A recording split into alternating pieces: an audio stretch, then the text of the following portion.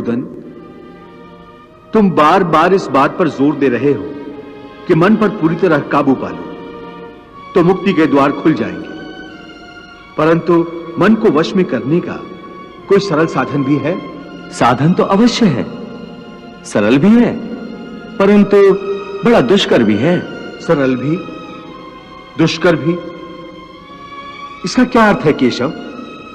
इसका अर्थ है कि यदि तुम धीर मति वाले हो, दृढ़ निश्चय वाले हो, तो यह काम सरल है, और यदि तुम्हारी मति धीर नहीं है तो दृढ़ निश्चय नहीं कर सकोगे, और दृढ़ निश्चय नहीं कर सकोगे तो जन्म जन्मांतर तक भटकते रहोगे।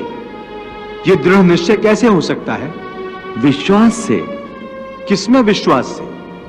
परमात्मा में विश्वास से, सत्य में विश्वास से, अपने धर्म में विश्वास से।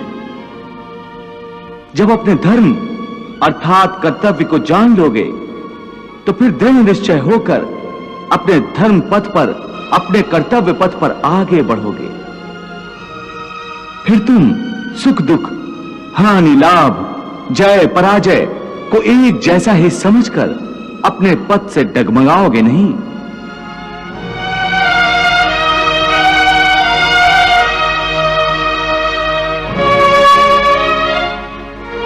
हे अर्जुन, तुम शिष्य बनकर मेरी शरण में आए हो, इसलिए यहां तक मैंने तुम्हें ज्ञान योग अथवा सांख्य योग की शिक्षा दी है।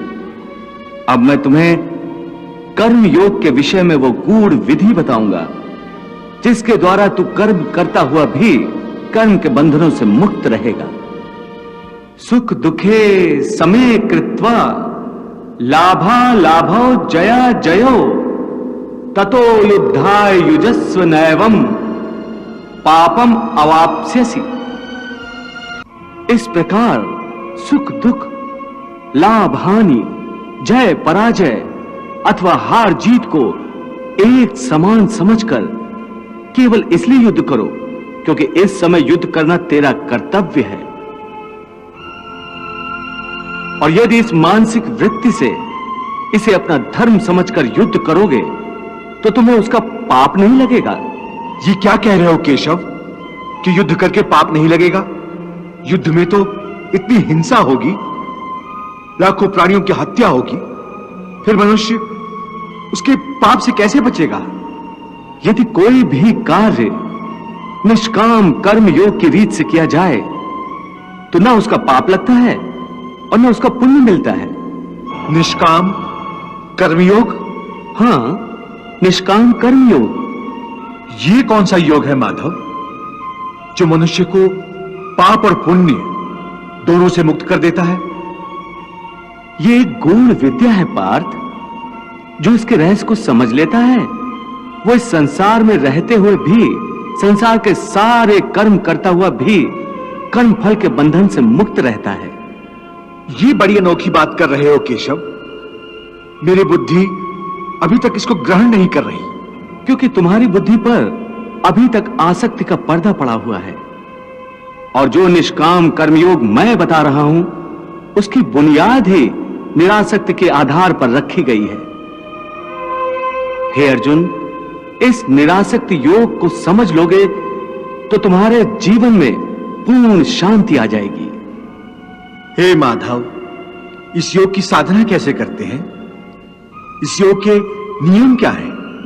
उसकी साधना के लिए कोई हजारों वर्षों की तपस्या की आवश्यकता नहीं। इसकी साधना तो एक ही क्षण में हो जाती है। एक ही क्षण में? हां, एक ही क्षण में। जिस क्षण में प्राणी अपने मन का रवैया बदल लेता है वही क्षण। परंतु हे केशव, कोई भी मनुष्य एक ही क्षण में आसक्ति को कैसे छोड़ सकता है? जब वो कर्म करता है तो उसके फल की आसक्ति तो उसे कर्म का हिस्सा होती है, जिसके अंतर्गत फल पाने की इच्छा से ही कर्म करता है। हे अर्जुन, बस यहीं से निष्काम कर्मयोग की साधना शुरू होती है।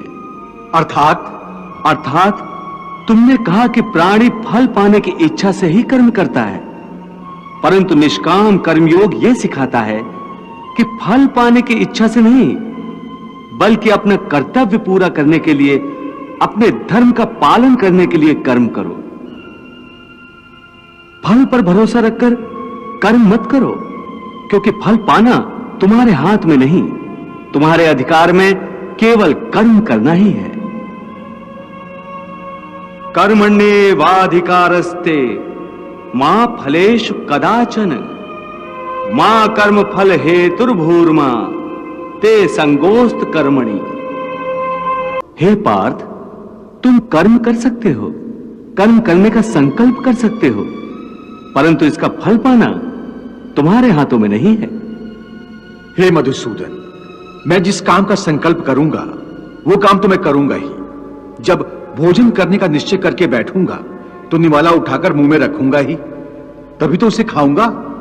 यदि वो खाने का निवाला तुम्हारे प्रारब्ध में नहीं है तो उसे तुम मुंह तक तो ले जाओगे, परंतु उस ग्रास का एक दाना भी अपने मुंह में नहीं रख सकोगे। हे अर्जुन, केवल कर्म का संकल्प ही प्राणी के अधिकार में है, उसका फल प्राणी के अधिकार में नहीं है। वो कैसे? मैं बताता हूं कैसे। पार्थ, तनिक उस दृश्य की कल्पना करो कि नगर धनवान के सामने बड़े स्वादिष्ट भोजन की थाली परोसी गई है।